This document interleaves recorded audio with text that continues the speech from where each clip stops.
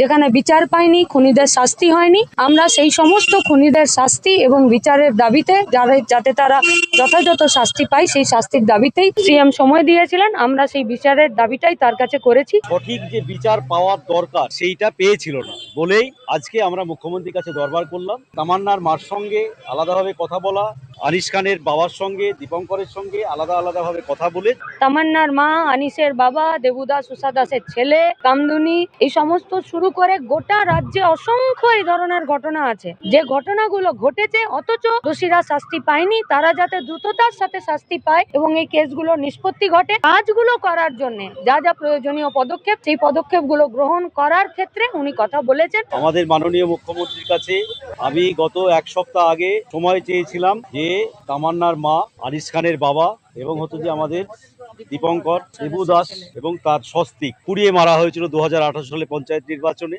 ওনার ছেলে তখন ছোট ছিল। এখন যে দেখতে পাচ্ছেন তামান্না, আপনারা সবাই জানেন, নদিয়ার কালীগঞ্জে নির্বাচন উত্তর পরিস্থিতিতে বিজয় মিছিলে আমাদের তামান্নাকে খুন করেছিল। আর আনিস খান, সেটাও আপনারা সবাই জানেন, সেই সময়ের আর মীনাক্ষী মুখার্জি, আমাদের পার্টি কেন্দ্রীয় কমিটি মেম্বার সহ আমরা চিফ মিনিস্টারের কাছে, মুখ্যমন্ত্রীর কাছে সময় চেয়েছিলাম। আজকে উনি 4টের সময় দিয়েছেন, কিন্তু যেহেতু আমাদের বিধানসভা একটু অনেকক্ষণ চললো, তাই তারপরে আমরা ওনার কাছে নিয়ে গিয়েছিলাম। এবং এই কেসগুলো সকলেই জানেন যে সঠিক যে বিচার পাওয়ার দরকার সেইটা পেয়েছিল না বলেই আজকে আমরা মুখ্যমন্ত্রীর কাছে দরবার করলাম। উনি খুবই সহানুভূতির সাথে বিষয়টা দেখার আশ্বাস দিয়েছেন আমাদেরকে এবং তামান্নার মার সঙ্গে আলাদাভাবে কথা বলা, আনিস খানের বাবার সঙ্গে, দীপঙ্করের সঙ্গে আলাদাভাবে কথা বলে যা বিষয় আছে, এবং আমাদের দলের নেত্রী হিসাবে মীনাক্ষী মুখার্জি আমাদের সাথে ছিলেন। তিনি এই 3টে কেসই না, গোটা রাজ্যে আরো এইরকম অসংখ্য কেস আমাদের আছে, সেই বিষয়েও আমরা যে মুখ্যমন্ত্রীর কাছে আবেদন রাখলাম যাতে সেই কেসগুলো যে রিওপেন করা হয় এবং যাতে আসামিরা, যারা দোষীরা, শাস্তি পায়।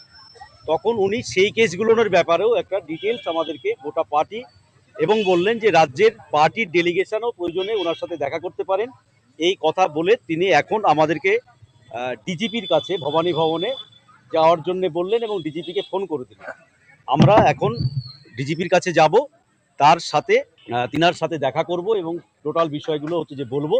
বাকিটা তামান্নার মা আছে, আনিস খানের বাবা আছে। বিগত 15টা বছরে বা বিভিন্ন সময়ে সরকারের থাকা সত্ত্বেও পুলিশ, গুন্ডা, দুর্নীতিগ্রস্ত দুর্বৃত্তদের হাতে এই তামান্না, আনিস, দেবুদাস, উষা দাস সহ এই পশ্চিমবঙ্গের অসংখ্য আমাদের কর্মীরা, সাধারণ মানুষ, তারা খুন হয়েছেন, জখম হয়েছেন বিভিন্ন সময়ে। আমরা এই বিগত সময়ে আমরা দেখেছি পুলিশ, সরকার তারা কোনো রকম ব্যবস্থা গ্রহণ করেননি। তাই এই সমস্ত অসমাপ্ত যে সমস্ত কেসগুলো ছিল, যেখানে বিচার পায়নি, খুনিদের শাস্তি হয়নি, আমরা সেই সমস্ত খুনিদের শাস্তি এবং বিচারের দাবিতে যাতে তারা যথাযথ শাস্তি পায় সেই শাস্তির দাবিতেই আমরা আজকে মুখ্যমন্ত্রীর কাছে, আমাদের বিধায়ক বলেছেন, ডোমকলের কমরেড মুস্তাফিজুর রহমান, তিনি বলেছেন আমরা সময় পেয়েছিলাম, সিএম সময় দিয়েছিলেন, আমরা সেই বিচারের দাবিটাই তার কাছে করেছি। তিনি এই সম্পর্কিত যা যা ব্যবস্থা নেবার কথা সেই সব ব্যবস্থা নেবার কথা তিনি বলেছেন। আমরা ভবিষ্যতে দেখব যে যাতে এই ধরনের ঘটনা না ঘটে, আর যে ঘটনাগুলো ঘটেছে, যারা খুন হয়েছেন, আমার আশেপাশে যারা আছে তারা প্রত্যেকেই শোকস্তব্ধ পরিবার, এরকম অসংখ্য পরিবার গোটা পশ্চিমবঙ্গে আছে, তারা যাতে দ্রুত বিচার পায়, ইনক্লুডিং আরজি করেও যে খুন হয়েছে, যে ধর্ষণ হয়েছে, তারও বিচার সমেত এই গোটা পশ্চিমবঙ্গের যারা এইভাবে সমস্যাতে খুন হয়েছেন, এই ধরনের যাদের সাথে ঘটনা ঘটেছে, তারা যাতে দ্রুত বিচার পায়, এই বিচারের দাবিতেই আমরা সিএমকে বলেছি পুলিশ এবং প্রশাসন এবং সরকার দ্রুততার সাথে যাতে তারা ব্যবস্থা গ্রহণ করেন এবং সমস্ত কেসের নিষ্পত্তি হয়ে যারা দোষী তারা যাতে দ্রুততার সাথে শাস্তি পান।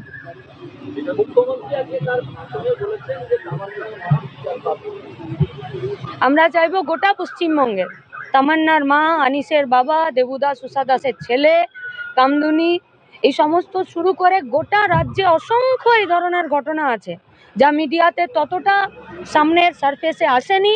এ ধরনের অসংখ্য ঘটনা আছে যে ঘটনাগুলো পুলিশের কাছ অবধি যেতে পারেনি, কোর্ট পর্যন্ত গড়াতে পারেনি।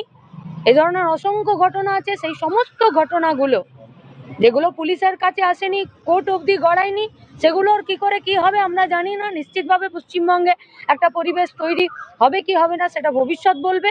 তবে এখন যে ঘটনাগুলো ঘটেছে অথচ দোষীরা শাস্তি পায়নি, তারা যাতে দ্রুততার সাথে শাস্তি পায় এবং এই কেসগুলো নিষ্পত্তি ঘটে, সরকারের কাজ তাই, সরকারের দায়িত্ব তাই।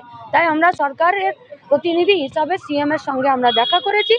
উনি এই কাজগুলো করার জন্য যা যা প্রয়োজনীয় পদক্ষেপ, সেই পদক্ষেপগুলো গ্রহণ করার ক্ষেত্রে উনি কথা বলেছেন, আমরা দেখব। আজকে আমাদের বিধায়ক রানাদা, মীনাক্ষী দি কথা বলেছিলেন, তারপরে ডেট ফিক্স করে আমাকে এখানে নিয়ে এসেছেন, আমাদের সবাইকে নিয়ে এসেছে। তো সিএম আশ্বস্ত করলেন, বললেন যে আমি ওনার কাছে দাবি রেখেছিলাম যে আমার যে ক্ষতিটা হয়েছে তার জন্য আমি যাদের চাই বিচারটুকু যা আমি চাই, শাস্তি চাই, যারা দোষী তাদের শাস্তি চাই। তো উনি আমাকে আশ্বস্ত করলেন যে ওনার শাস্তি উনি দেবে, উনি আছেন, দেখছেন এবং দেখবেন। পুরোপুরিভাবে আমাকে আশ্বস্ত করলেন। আমি ভরসা নিয়ে ফিরে আসলাম, ভরসা পেলাম। হ্যাঁ, এখন আমি ওখানে যাচ্ছি। ওখানে উনি ফোন করে দিলেন, সিএম ফোন করে আমাদেরকে ওখানে পাঠালেন। তো ওখানে যাচ্ছি।